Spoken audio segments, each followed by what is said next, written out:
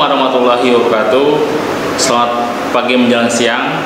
Bertemu lagi dengan Bapak ya di bab 2 Ketentuan Undang-Undang Negara Republik Indonesia tahun 1945 tentang warga negara, penduduk, agama dan kepercayaan terhadap Tuhan Yang Maha Esa, pertemuan kedua. Mungkin pertemuan selanjutnya nanti akan ada di video selanjutnya. Oke, di pertemuan kedua ini Bapak akan menyampaikan beberapa materi, tapi sebelumnya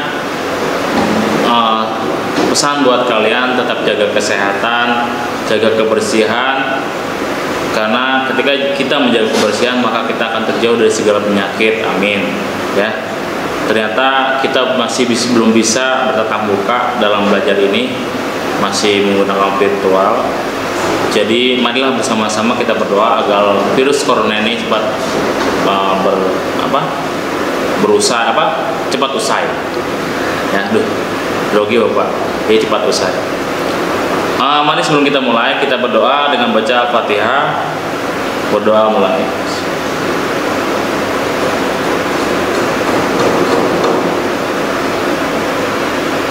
Usai. Oke, semoga kalian semua selalu ada dalam lindungan Allah Subhanahu wa taala. Semoga diberi kesehatan, rezeki yang berlimpah, dan selalu semangat untuk belajar. Oke, di materi PPKN kali ini, yaitu yang pertemuan kedua, Bapak akan menyampaikan yang pertama, ada dua materi. Yang pertama itu syarat-syarat menjadi warga negara Indonesia. Yang kedua itu penyebab hilangnya kewargaan negara Indonesia. Jadi dua materi ini Bapak harapkan kalian menyimak dan paham bahwa ketika menjadi warga negara Indonesia ada syarat-syaratnya ya. Dan ada juga penyebab hilangnya kewarganegaraan Indonesia. Oke. Tujuan pembelajaran kali ini itu pertama menganalisis syarat-syarat menjadi warga negara Indonesia dan menganalisis penyebab hilangnya warga negara Indonesia. Yang pertama, syarat-syarat menjadi warga negara Indonesia. Penduduk asli negara Indonesia secara otomatis adalah warga negara Indonesia, sedangkan orang dari bangsa asing untuk menjadi warga negara harus mengajukan permohonan. Nah, ini ya. Jadi siapa sih harus mengumpulkan syarat-syarat menjadi warga Indonesia, yaitu orang asing atau WNA. Untuk WNI, warga negara Indonesia itu tidak usah, karena penduduk asli orang Indonesia sudah pasti menjadi orang Indonesia ya. Jadi WNA itu harus menyertakan syarat-syarat menjadi warga negara Indonesia ketika ingin menetap di Indonesia. Nah, dalam hal ini permohonan kewarganegaraan dapat dibedakan menjadi dua materi, yaitu naturalisasi biasa dan naturalisasi istimewa. Naturalisasi biasa yaitu orang dari bangsa asing yang akan mengajukan permohonan kewarganegaraan dengan cara naturalisasi biasa harus memenuhi syarat sebagaimana yang ditentukan dalam pasal 9 Undang-Undang Republik Indonesia nomor 12 tahun 2006. Yang pertama ya, Bapak akan menyebutkan beberapa saja. Tentunya untuk naturalisasi biasa yaitu syaratnya yang pertama berusia 18 tahun atau sudah menikah. Pada waktu mengajukan permohonan sudah bertempat tinggal di wilayah negara Republik Indonesia paling lama 5 tahun berturut-turut atau paling singkat 10 tahun tidak berturut-turut. Sehat jasmani dan rohani. Nah, ini poin paling penting nih. Sehat jasmani dan rohani berarti tidak gila ya, tidak dalam keadaan gila. Jadi kalau ingin menjadi warga negara Indonesia, jangan sampai ketika masuk ke Indonesia gila ya, orang negara asing gila ingin menetap di Indonesia, tidak akan bisa ya. Dapat berbahasa Indonesia serta mengakui dasar negara, Pancasila dan undang-undang.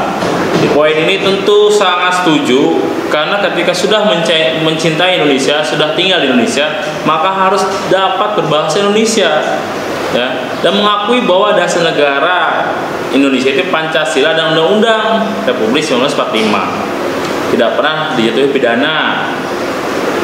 Selanjutnya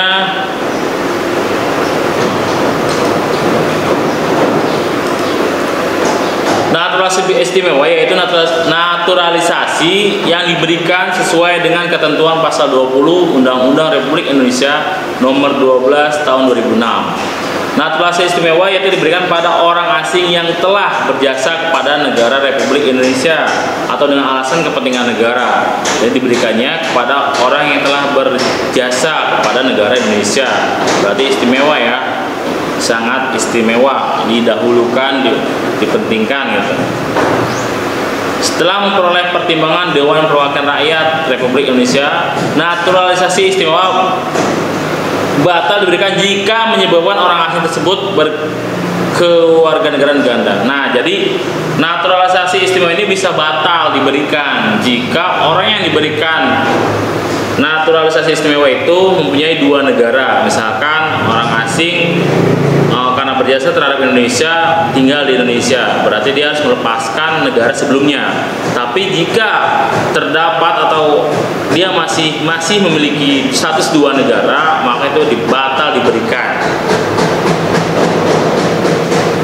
Oke, selanjutnya, nah poin kedua yaitu penyebab hilangnya kewarganegaraan Indonesia. Menurut Undang-Undang Republik Indonesia Nomor 12 Tahun 2006, seorang warga negara Indonesia dapat kehilangan kewarganegaraannya yang jika bersangkutan melakukan hal sebagai berikut: memperoleh kewarganegaraan lain atas kemauannya sendiri. Jadi maksudnya gini, jadi kita orang Indonesia kita orang Indonesia main ke Malaysia, ternyata di Malaysia ditawarkan untuk tinggal di Malaysia dan pindah negara, dan kita ambil Indonesianya. Ketika pulang ke Indonesia jadi warga negara Indonesia, ketika ke Malaysia menjadi warga negara Malaysia. Nah, itu tidak boleh, harus satu negara. Tidak menolak atau tidak melepaskan kewarganegaraan lain, dinyatakan hilang, ya. Dinyatakan hilang kewarganegaranya oleh presiden atas kemauannya sendiri. Masuk ke dalam dinas tentara asing tanpa disertai izin dari presiden. Masuk dalam dinas negara asing. Mengangkat sumpah atau menyatakan janji setia kepada negara asing. Nah, itu tidak boleh. Mempunyai paspor atau surat yang bersifat paspor dari negara asing, ya. Jadi akan hilang status kewarganegaranya ketika memiliki dua negara.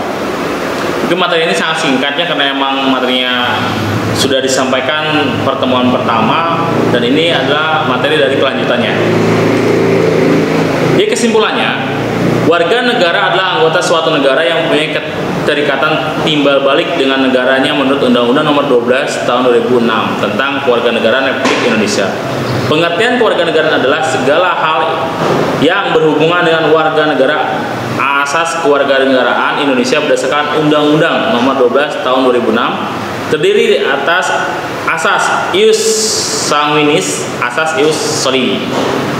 Warga negara Indonesia dapat diperoleh dengan cara keturunan, kelahiran, pengangkatan anak, kewarganegaraan melalui perkawinan, dan pernyataan memilih. Setiap orang berhak bebas dari perlakuan yang bersifat diskriminatif atas dasar apapun dan berhak mendapatkan perlindungan yang tidak bersifat diskriminatif.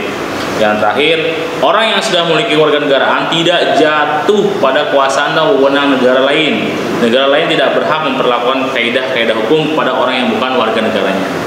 Jadi pada intinya, kita bisa diakui oleh negara Indonesia selama kita memiliki satu negara, ya. Jadi tidak boleh dua negara.